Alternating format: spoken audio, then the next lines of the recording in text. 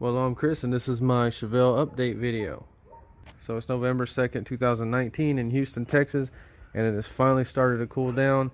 We need to get this thing ready to finish it up. So you can see it's been sitting for a while. Let's see if it starts up. And I will never understand how cars get so dirty just sitting in a garage like this. I mean, how does dust even get right there? Okay. So it has the same Holley 780 CFM. Let's see how well this thing starts up after sitting for a few months. I turn the ignition, you hear the fuel pump. All right. Ooh.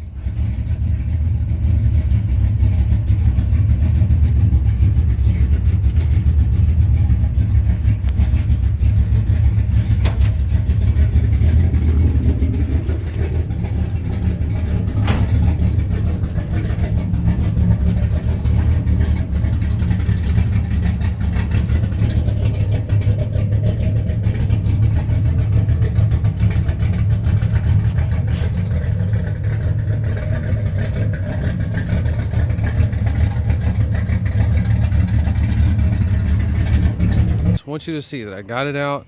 I'm going to start cleaning it up, going through it to finish this car up.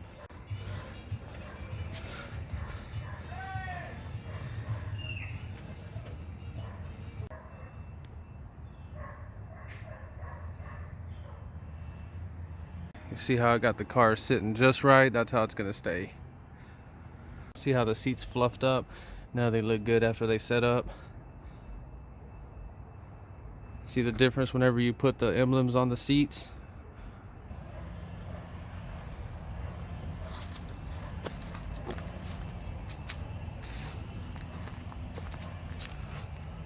Just want you to see the car.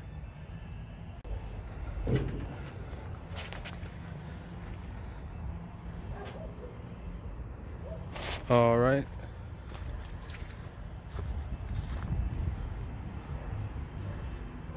Okay, so I'm sorry I haven't been making Chevelle videos, but I never said I was going to get this car built in a year or anything like that. This is my midlife crisis car. I'm 35 years old right now and just getting everything ready. So I do have another dash for this car. This one's coming out because I want to run the factory style radio. That shifter's not the right one. It's going to have center console. Seats looking sharp. That's the door panel that I restored, looking good. So what's real interesting is here's my questionable bodywork with kitty hair. Now I've been doing bodywork for a long time. You got to understand the chemistry that's going on. That's where a cat peed on it. That's not rust, but where's the bubbles? What's going on there? It's not going to come back. Okay, sometimes you got to cut corners like that, or this whole damn car will still be in pieces, all chopped up. It happens all day and night. People chop their cars up, chop the quarters off of them. This thing's looking sharp. Okay, let's start it up. Okay.